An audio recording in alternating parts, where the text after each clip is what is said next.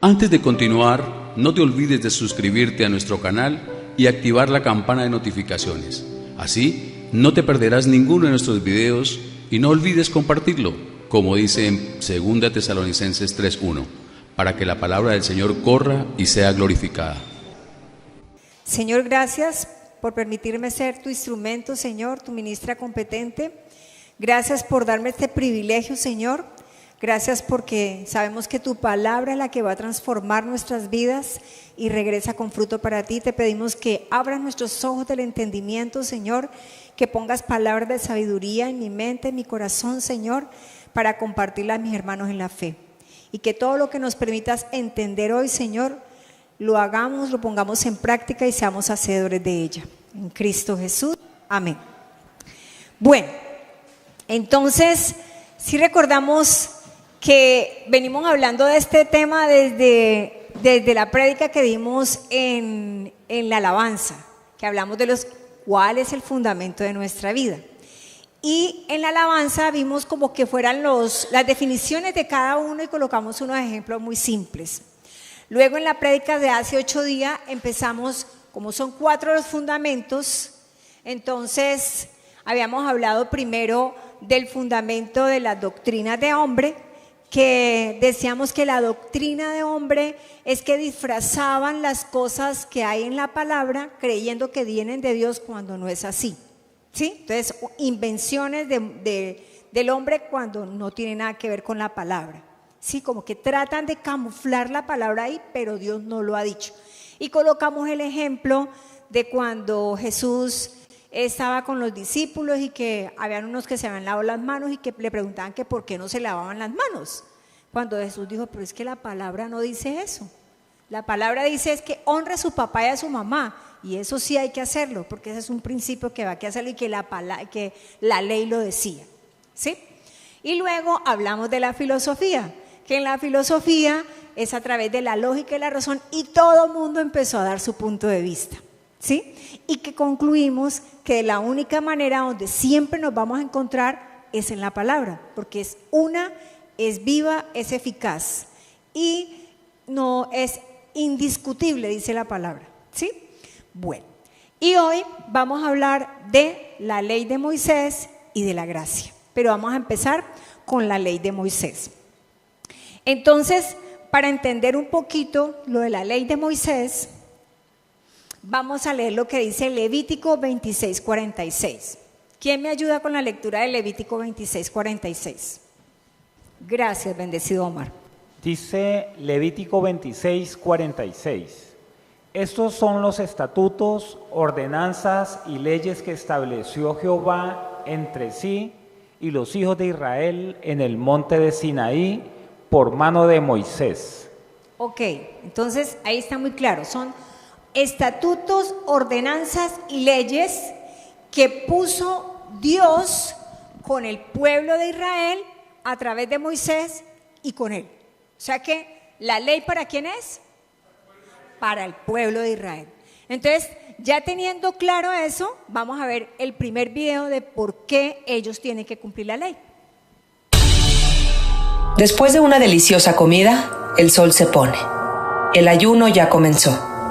Nos mentalizamos para ayunar, pero lo importante es vivir al máximo ese viaje que está por comenzar. Cada judío vive un Yom Kippur distinto. Cada uno cumple con las reglas halágicas según su grado de religiosidad. Lo que es un hecho es que en esas largas horas de ayuno se vive una sensación espiritual muy particular. Los rezos son hermosos. Algunos los cantan en voz fuerte, en un intento de ser escuchados por Dios. Otros prefieren el silencio y que nada interrumpa las plegarias que provocan esa conexión. Entonces pedimos, y si los deseos se escucharan en voz alta, provocarían un ruido ensordecedor. Dios, danos salud y bienestar, que un ser querido enfermo sane, que llegue una mejor economía que nos dé tranquilidad, que no hayan pérdidas ni penas y que ese problema por fin ya se resuelva. Pedimos salud, salud, mucha salud, porque a últimas fechas nos ha quedado claro que tener salud es la verdadera riqueza. De pronto, el shofar suena.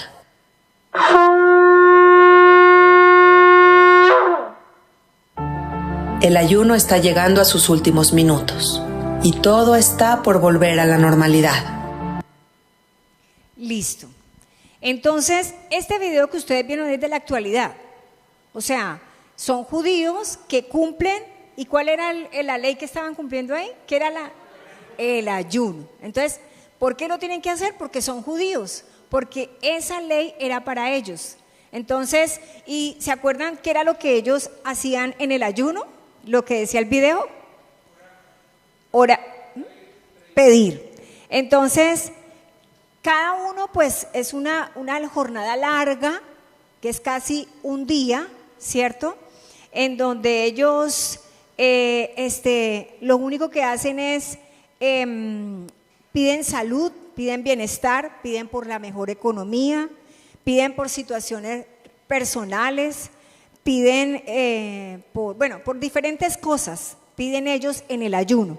Y cuando suena el shofar, o sea, el cosito ese largo que uno ve en las películas, eso suena. Y suena el cuerno ese y es cuando ya se está terminando el ayuno. Eso pasa en la actualidad, o sea, ahorita está pasando. Entonces, por eso ellos tienen que cumplir el ayuno, porque la ley era para ellos y ellos la tienen que cumplir porque era el pueblo israelita. Más bien, vamos a ver lo que dice Esdras 8:23. ¿Qué dice la palabra frente al ayuno? ¿Quién me quiere ayudar con la lectura? Esdras 8:23.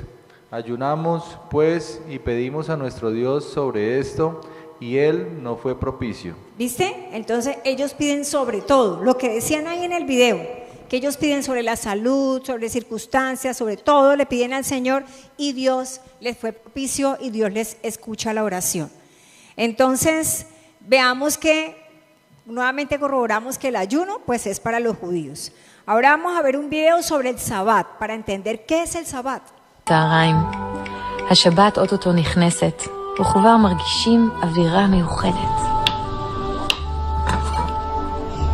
וואו, הדגים נראים מעולה. יואו, זה מריח בול כמו שסבתא מכינה. טוב ליאתי, אני זזה להתארגן להדלקת נרות. אז שבת שלום, ונשיקות לקטנה. אני תמיד בודקת באיזו שעה אני צריכה להדליק נרות. כי אחרי הזמן פשוט כבר אסור להדליק. 17 לחודש, 6:47. יעל, תגידי ביי לפייסבוק. נשארו לי כמה דקות עד להדלקת הנרות. אני הולכת להתארגן ולהתלבש לכבוד שבת. מי אוהב את השבת? מי אוהב את השבת? לפני הדלקת הנרות אני מקיימת עוד מצווה חשובה. ושמה מטבע בקופת הצדקה שלי. לפני שאני מדליקה נרות בעצמי, אני עוזרת לבת שלי להדליק את הנר שלה. זו אחת מהמצוות האהובות עליי במיוחד. היא מוסיפה אור בבית. וגם מאוד קל לבצע אותה. פשוט להדליק נרות.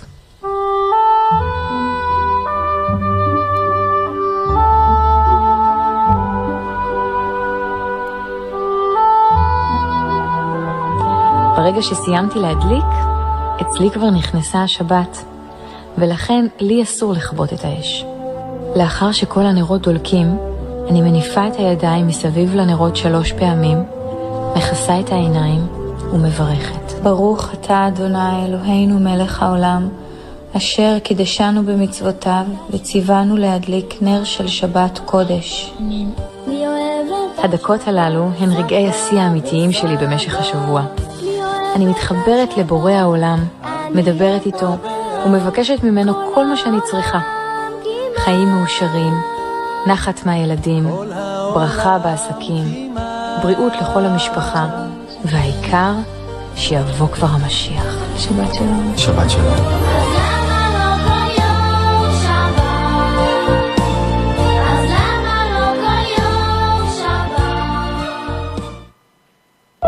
ליל שבת הגיע, וקדושה מיוחדת יורדת על העולם. תפילת קבלת שבת הסתיימה בבית הכנסת.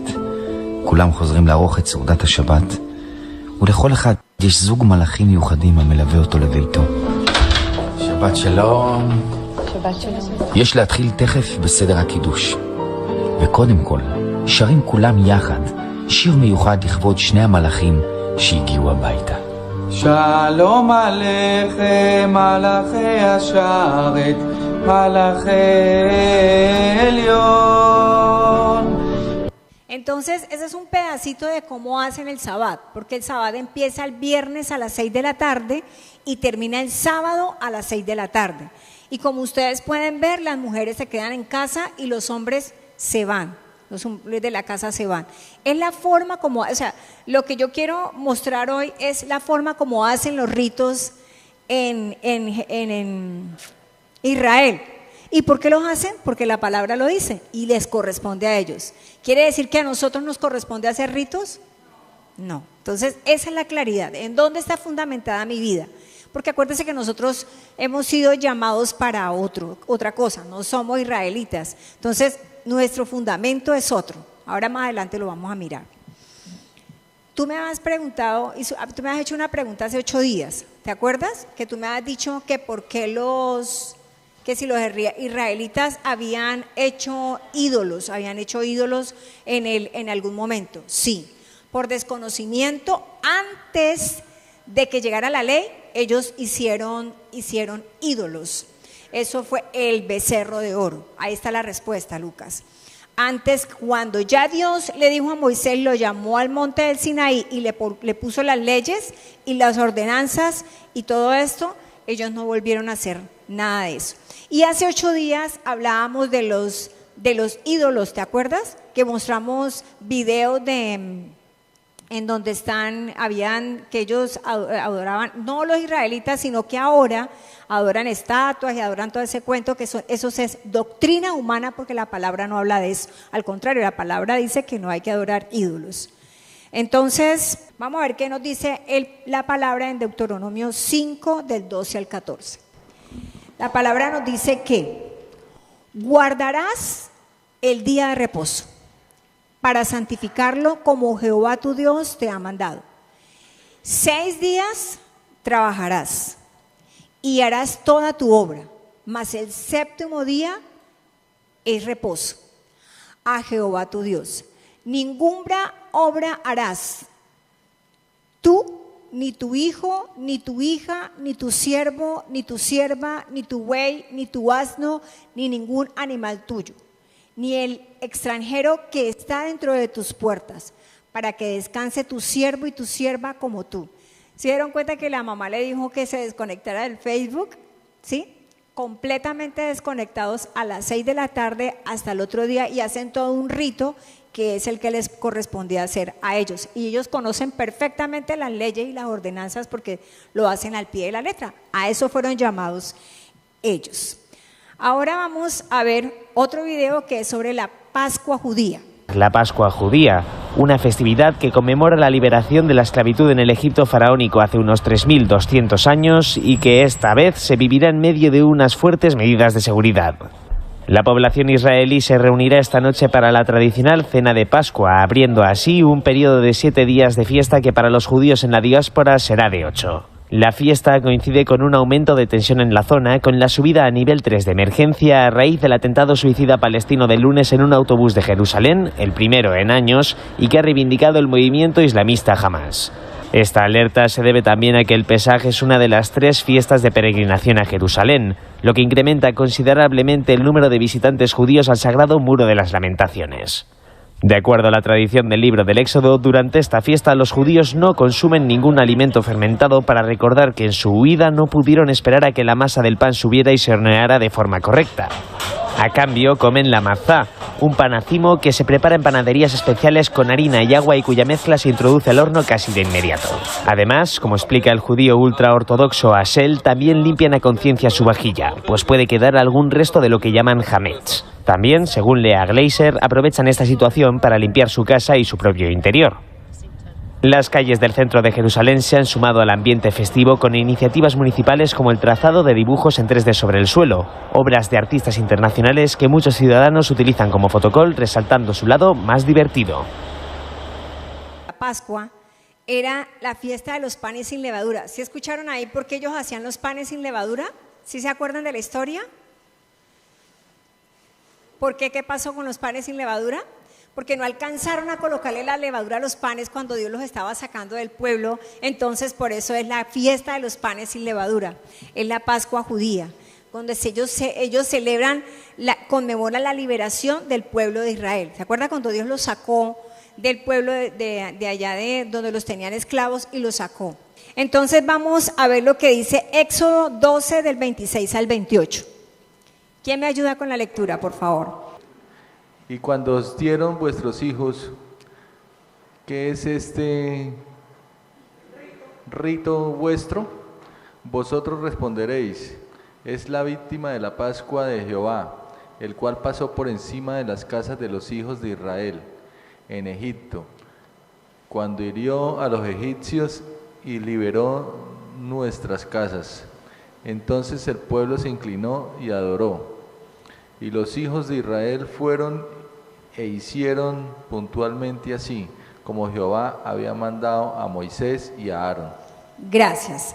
Acuérdense que dentro de la historia fue lo último que el Señor hizo, que fue herir a todos los primogénitos para que dejaran salir el pueblo de Israel. ¿Se acuerdan de la historia? Entonces, para que entremos en contexto, fue lo que Dios hizo y se murió el hijo del faraón, ¿se acuerda? Que era el primogénito, y Dios lo sacó de la esclavitud. Y por eso es que Jesús, en el momento en que vino a la tierra, él celebró la Pascua con los apóstoles, porque era algo que estaba puesto y lo tenían que cumplir los israelitas. Y eso se hace una vez al año, ¿sí? Bien, luego vamos a ver el video de la circuncisión.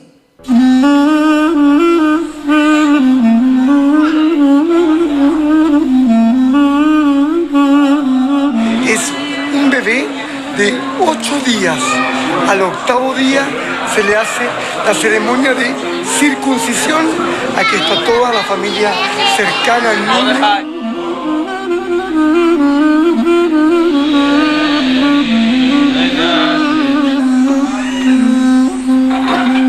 أيا لك نظرة أودت بقلبي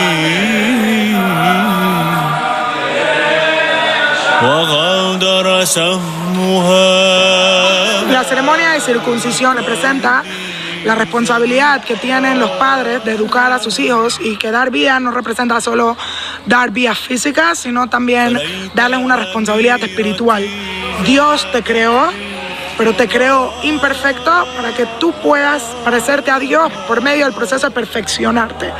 Y por lo tanto, desde el momento en que uno tiene vida y tiene conciencia, tiene que saber que mi responsabilidad en este mundo es constantemente estar en la búsqueda de perfección física, emocional y espiritual.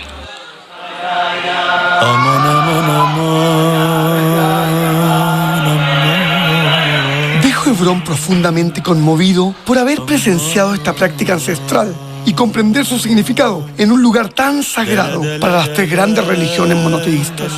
Bueno, esto es de la actualidad, ¿no? Pero si nosotros, sin querer comparar, podemos mirar las ceremonias católicas, es algo, pues no estoy diciendo que sea lo mismo, pero como que la vestimenta es parecida, quieren como que hacer lo mismo, pero acuérdense que ¿para quién es la ley? Para el pueblo judío, o sea, ellos son los que tienen que cumplir esa ley. Entonces, en orden de importancia, lo más importante para los judíos es este primer acto, la circuncisión, porque quiere decir que ellos pertenecen al pueblo de Israel, y de ahí en adelante deben de cumplir todos los otros actos que les he mostrado a través de videos, que es la Pascua, que es el ayuno, el Shabbat, y son muchísimos otros más. Bueno, vamos a ver lo que dice Levítico del 12, del 1 al 3. Dice: habló Jehová a Moisés diciendo: habla a los hijos de Israel y diles: la mujer cuando conciba y dé a luz un varón será inmunda 7 días, conforme a los días de su menstruación será inmunda, y al 8º día se circuncidará al niño. O sea que nacía el niño y lo circuncidaban. ¿Se acuerdan que en la historia nos cuenta que Jesús a los 8 días lo circuncidaron?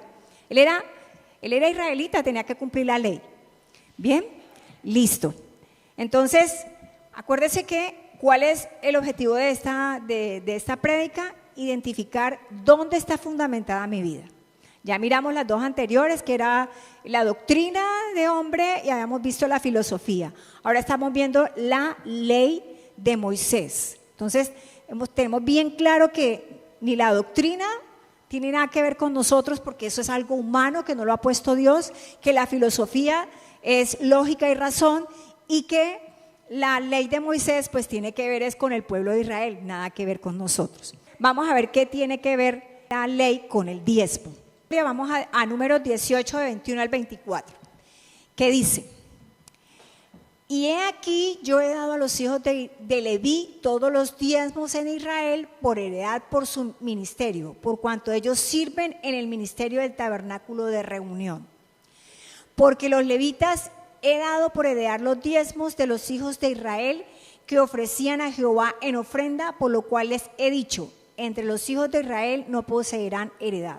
Entonces resulta que dentro de las 12 tribus había una tribu que es la tribu de Leví, que eran los sacerdotes. Ellos eran los encargados de manejar los diezmos, de hacer todos los ritos que tenían que hacer en ese momento.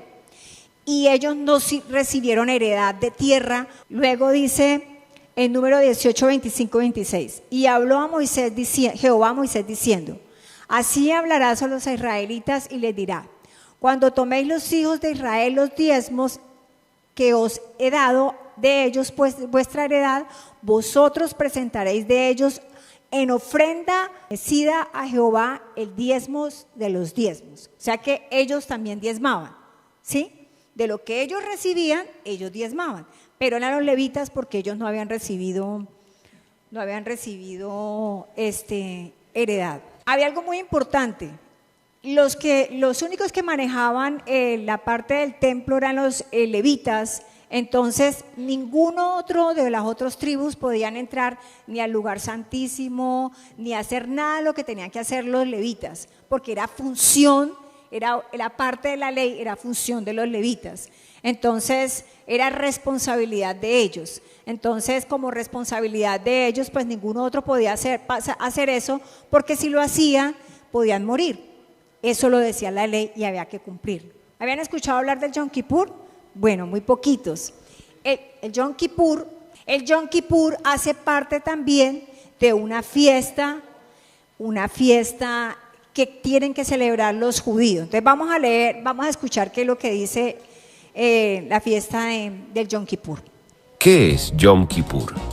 Yom Kippur es el día de la expiación y es el día más sagrado del calendario judío. Marca la culminación de las altas fiestas y es un día de ayuno y teshuvá. ¿Cuándo es Yom Kippur? Yom Kippur es en el 10º día del mes judío de Tishrei, que es el primer mes del año judío. Es el día en que Moshe descendió del monte Sinaí con las segundas tablas de la ley, indicando que Dios había perdonado al pueblo judío por el pecado del becerro de oro. ¿Cómo se celebra Yom Kippur? Antes de Yom Kippur se acostumbra a pedir perdón y perdonar a quienes podamos haber dañado o insultado durante el último año. En la tarde previa a Yom Kippur es una mitzvah especial comer una comida festiva. En Yom Kippur nos abstenemos de comer, vestir zapatos de cuero, bañarnos, tener relaciones maritales y untarnos aceites o lociones en la piel. Se acostumbra a asistir a la sinagoga a rezar y se lee el libro de Iona. Quien no puede asistir a la sinagoga puede pasarlo en casa. El servicio de rezos con el que comienza Yom Kippur es conocido como Kol Nidrei, y el último servicio de rezos es llamado Neilá, y es el momento cumbre de Yom Kippur, nuestra última oportunidad de obtener perdón y expiación. Esta es la fiesta de la expiación del perdón. ¿Recuerdan cuando entraba el sacerdote una vez al año al lugar santísimo por los pecados? Bueno, primero entraba él limpio y también por los pecados del pueblo. Entonces es como si asimilando ese acto. Esa es la fiesta del Yom Kippur. la fiesta de la expiación del perdón. Vamos a ver el segundo video. Hasta el atardecer de este lunes, los judíos celebran el Yom Kippur, o Día del Perdón, la jornada más sagrada del judaísmo, que para más del 70% de la población israelí es de ayuno, rezo e introspección. Esto se traduce en una parálisis de 25 horas, con carreteras desiertas como esta, el espacio aéreo cerrado y la suspensión de emisiones de radio y televisión. Para los no religiosos también es la oportunidad de salir en bicicleta o patinete por las autopistas. Más allá de su simbolismo, aquí en Jerusalén, esto supone dos escenarios. Por un lado, multitudes de fieles que acuden al Muro de las Lamentaciones, como anoche durante el rezo del Selijot, a la par que se limita la movilidad de los palestinos que no pueden moverse con libertad dentro de la ciudad vieja o pasar por los cruces desde Cisjordania. Un cóctel de tensión, puesto que decenas de fieles judíos también ingresan escoltados por la policía dentro de la explanada de las mezquitas, un lugar reservado para el culto musulmán, algo que para los palestinos es una provocación. Y por otra parte, esta conmemoración se da en medio de la creciente disputa en la valla fronteriza entre Gaza e Israel, con protestas e incidentes a diario desde hace 10 días, razón por la que Israel justifica el cierre del cruce de Erez desde el 15 de septiembre pasado, impidiendo el acceso a unos 17.000 gazatíes con permiso de trabajo. Además, ayer el ejército israelí bombardeó puestos de Hamás en la franja por tercer día consecutivo y anunció el envío de un batallón adicional a la zona, mientras que las milicias palestinas lanzaron globos incendiarios que causaron 3 incendios del lado israelí, los cuales fueron controlados por los bomberos locales. ¿Y qué pasa con la guerra que está en ese momento? Sí se dan cuenta que están en guerra, pero con un lado están con el mazo dando y por el otro están rezando, ¿sí? Entonces para ellos eso es supremamente importante, cumplir esa ley. Esa ley impuesta, esa ordenanza puesta, y ellos la cumplen a cabalidad, y no importa lo que esté pasando, dejan de hacer lo que sea y hacen y cumplen la ley. Entonces, bendecidos, para que nos demos cuenta que la ley no la tenemos que cumplir nosotros. Si nosotros nos damos cuenta de esto, ellos tienen un día muy especial, y la famosa llamada Semana Santa como que trata de meterse y como que empaparse ahí un poquito del tema, cuando no tiene nada que ver. La Semana Santa, acordémonos que lo vimos el domingo pasado, tiene que ver con doctrina humana, ¿sí? Nada que ver con nosotros. No nos sintamos mal que porque no estamos en la Semana Santa, que porque el día es santo, que porque no nos podemos bañar, que porque no podemos comer. No tiene nada que ver con nosotros. Nosotros somos ese pueblo perfecto que Dios llamó, que nos metió ahí por su amor perfecto, y no tenemos que cumplir ni leyes, ni hacer doctrinas humanas, ni creer en filosofías. Entonces, ahora vamos a lo que nos compete a nosotros, que es la gracia de Dios. Entonces, recuerden, ¿en qué está fundamentada nuestra vida? Entonces vamos a ver qué es lo que dice la gracia de Dios. Vamos a ver lo que dice 2 de Timoteo 1:9. Quien nos salvó y nos llamó con llamamiento santo, no conforme a nuestras obras, sino según el propósito suyo y la gracia que nos fue dada en Cristo Jesús antes de los tiempos de los siglos. Entonces vamos a ver un video y vamos a entrar en contexto. File, please. Some lying, some stealing, and some acts of kindness here and there. I tried to live a good life. Well, let's see how good.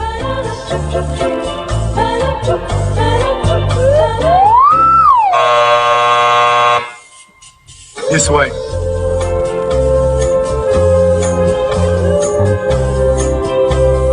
Next. File, please. Okay, I admit it. I did a lot of bad things. Yes, I see. But I've done good things too, to offset the bad things. Like one time I cheated on a test, but then I cleaned up trash in the park. That should balance out, right? Let's find out.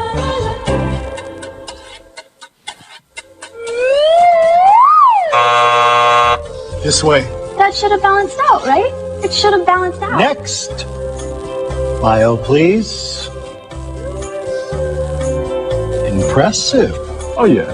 I devoted my entire life to make this world a better place. I dug wells in Africa, I donated blood every month, and I ran an orphanage in India. I mean, I just wish I could have done more. Mm-hmm. And is this your subscription? I only read the articles.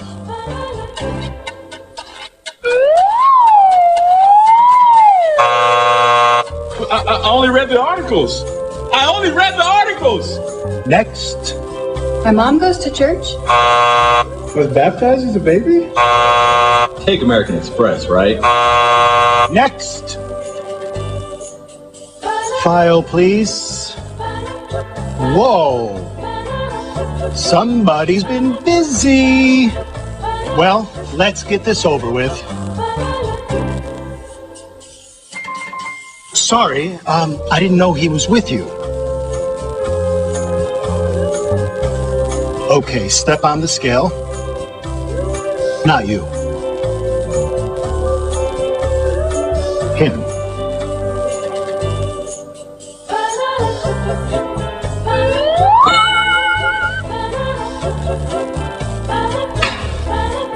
Hey, wait a minute. That is totally not fair.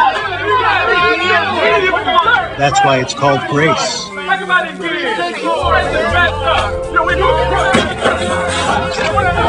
Next. ¿Qué entendimos del video? Que para alcanzar la salvación las obras no son suficientes. Listo. ¿Qué más, Amparo? Estaban siendo medidos según lo que llevaban, ¿cierto? Sí. Lo que tenían y nada de eso pesaba. Sí. John Jairo. La gracia es un regalo. Sí. Un regalo de Dios y que Sí. y viene de Él, o sea, no depende de lo que la persona haga, bueno o malo. Si Dios lo llamó, va a presencia de Él.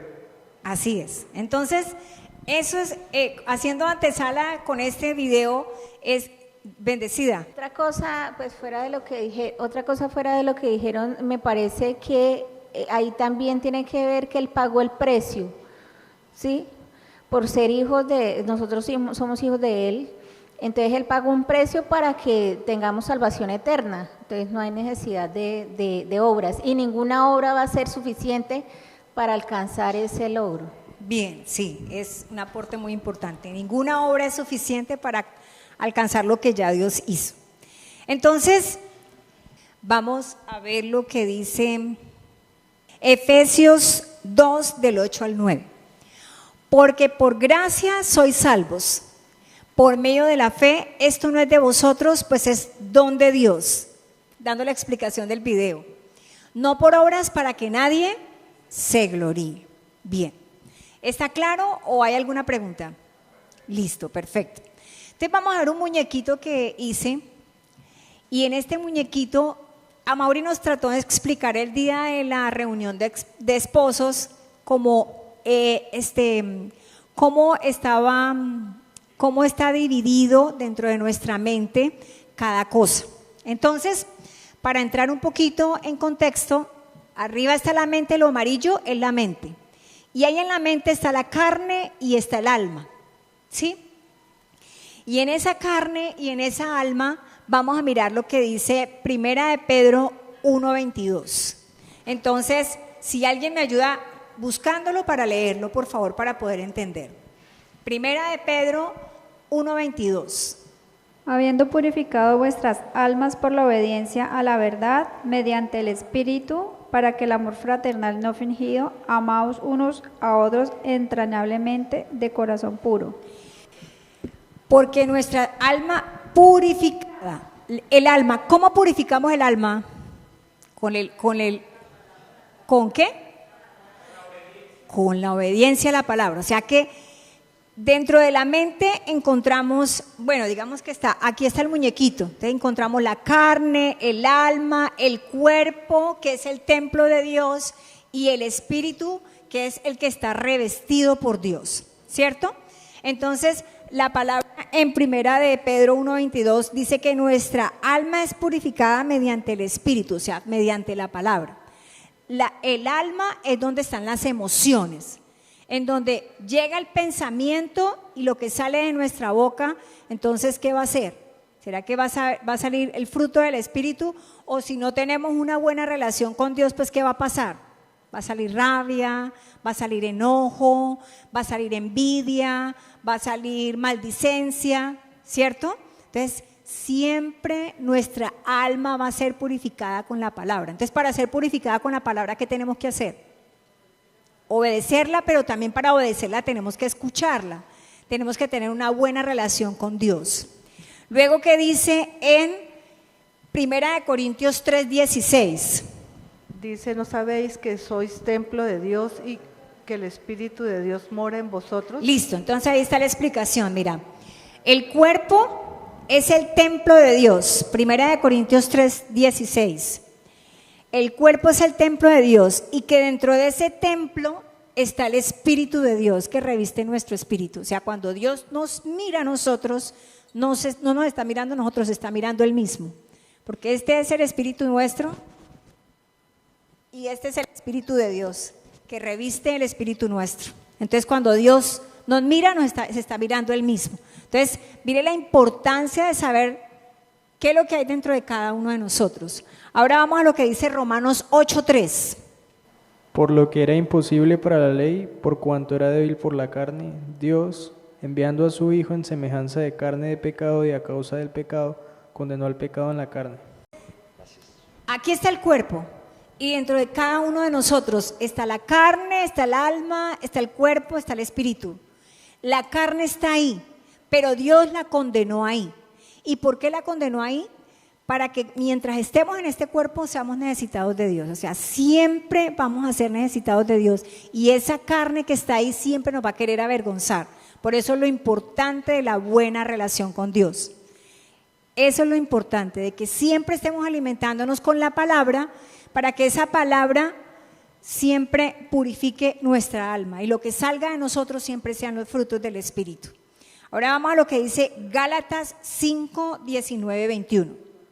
Y manifiestas son las obras de la carne, que son adulterio, fornicación, inmundicia, lascivia, idolatría, hechicerías, enemistades, pleitos, celos, iras, contiendas, disensiones, herejías, envidias, homicidios, borracheras, orgías y cosas semejantes a estas, acerca de las cuales os amonesto, como ya os lo he dicho antes, que los que practican tales cosas no heredarán el reino de Dios.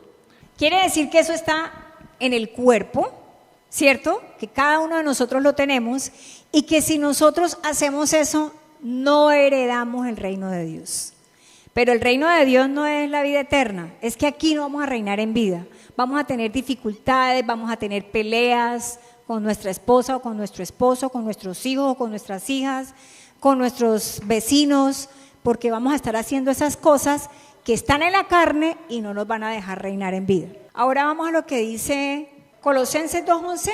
Cuando Cristo los liberó a ustedes del poder de su naturaleza carnal, fueron circuncidados con otra clase de circuncisión, hecha por Él y no por seres humanos. Gracias. ¿Recuerdan de la circuncisión que deben de cumplir los israelitas? Imagínense que ahí dice que nuestra circuncisión fue circuncisión espiritual. ¿Cuándo fue esa circuncisión? ¿Alguien sabe cuándo fue esa circuncisión? ¿Cuándo fue? Cuando murió y resucitó, ¿y qué pasó? Dividió la carne del espíritu. Nos dejó, o sea, ya, ¿se acuerda que antes eran almas vivientes? Ahora somos espíritus vivificados después del madero. Entonces, ahí está el cuerpo, ahí está la carne, ahí está el alma, ahí está el espíritu, pero no se pueden revolver. Entonces, en ese momento fue la circuncisión, fue algo espiritual, que lo acabé de leer Mauricio. Ahora, Gálatas 3:27. Porque todos los que habéis sido bautizados en Cristo, de Cristo estáis revestidos. Gracias. Entonces, ese bautismo fue un bautismo espiritual. Cuando Dios murió y resucitó en el madero, ya quedamos bautizados. ¿Sí? Por eso es que nosotros no nos bautizamos, porque estamos bajo la gracia y no nos bautizamos, ya estamos bautizados espiritualmente. Entonces, si ve que con el muñequito como que uno le queda como más claro de que sí, bueno, sí, pero ¿por qué siento rabia? ¿Pero por qué a veces hablo así? Pero porque a veces estoy tranquila y estoy bien y siento que estoy reinando en vida. Y porque, sí, esa es la explicación. Dios dejó la carne, tenemos el cuerpo, nuestro espíritu está revestido por Dios, tenemos la mente. Si alimentamos nuestra alma con la palabra, pues eso es lo que va a salir de nosotros. Si no la alimentamos, pues alimentamos. ¿De qué es lo que habla? Dice la palabra que lo del fruto de lo que habla nuestra boca es lo que siente nuestro corazón. Entonces, ¿con qué estamos alimentándonos? Dependiendo de cómo nos alimentemos, así mismo va a salir de nosotros. Y me ha dicho, bástate de mi gracia porque mi poder se perfecciona en la debilidad. Por tanto, de buena gana me gloriaré más bien en mis debilidades para que repose sobre mí el poder de Cristo. Bástate de mi gracia. La gracia, lo que dijo John Jairo, lo hizo porque Él quiso, nos lo regaló. Entonces, como nos lo regaló, bastémonos de ese regalo y disfrutemos de ese regalo. Luego dice en Romanos 6:14, porque el pecado no se enseñoreará de vosotros, pues no estás bajo la ley, sino bajo la gracia. ¿Sí viste? Entonces, nuestra vida está fundamentada en la gracia. Ya identificamos los dos pasados que no tienen nada que ver con nosotros. Y uno quedaría en duda, pero bueno, ¿y la ley? Pero aquí dice, pues no estás bajo la ley, sino bajo la gracia. Luego dice en Colosenses 1, del 13 al 14, el cual nos ha librado de la potestad de las tinieblas y trasladado al reino de su amado Hijo, en quien tenemos redención por su sangre, el perdón de pecados. Ya no tenemos pecado. O sea que no nos tenemos que sentir pecadores o que, ay, qué pecado tal cosa. El pecado ya fue quitado, no existe. Lo que hay son malas acciones y esas malas acciones tienen unas consecuencias. Si yo actúo de mala manera, pues hay una consecuencia, pero no existe el pecado. Nos preguntamos, bueno, pero si los diezmos no fueron ley y fueron, acuérdese que Abraham le diezmó a Melquisedec, entonces, ¿por qué estamos diezmando? Aquí está la explicación, Hebreos 7:1. Porque este Melquisedec, rey de Salem, sacerdote del Dios Altísimo, que salió a recibir a Abraham, que volvía de la derrota de los reyes. Bueno, en este pedacito es que resulta que Abraham se había ido por allá a defender a Lot, que le habían quitado todo. Entonces él se fue a defenderlo porque le habían quitado todo. Entonces al volver, dice aquí que Abraham, que volvía de la derrota de los reyes, y le bendijo, a quien asimismo dio Abraham los diezmos de todo. O sea, cuando Abraham se vino de por allá, lo que él traía, le entregó los diezmos a Melquisedec, cuyo nombre significa primeramente rey de justicia y también rey de Salem, esto es rey de paz. Sin padre, sin madre, sin genealogía, que ni tiene principio de días ni fin de días, sino hecho semejante al Hijo de Dios, permanece sacerdote para siempre. ¿Qué quiere decir eso? Que era Dios mismo. O sea que ¿a quién le diezmó Abraham? Entonces ahí está la explicación. Le diezmamos a Dios, pero ¿era que Dios necesita que nosotros le diezmemos? No, porque Él es el Dios, Él es el dueño de todo. Nosotros necesitamos entender que somos necesitados de Él y que diezmamos para que la palabra corra, para que más ángeles como nosotros, que hemos tenido el privilegio de conocerlo, pues también conozcan la palabra y tengan este privilegio de entender que somos completamente dependientes de Él. Abraham fue antes de la ley y Abraham le diezmó a Dios y nosotros le diezmamos a Dios. Es para que la palabra corra, es saber que somos dependientes de Él. En el amor de Cristo, ¿en qué está fundamentada nuestra vida? Entonces, para todos en la gracia de Dios, porque no estamos bajo la ley, porque nada es por lógica ni por razón, y porque no son doctrinas humanas o queremos inventar cosas para creer que le estamos agradando a Dios, cuando Dios nos llamó por gracia, no es por obras para que nadie se gloríe. Te invitamos a que compartas este mensaje para que la palabra del Señor corra y sea glorificada.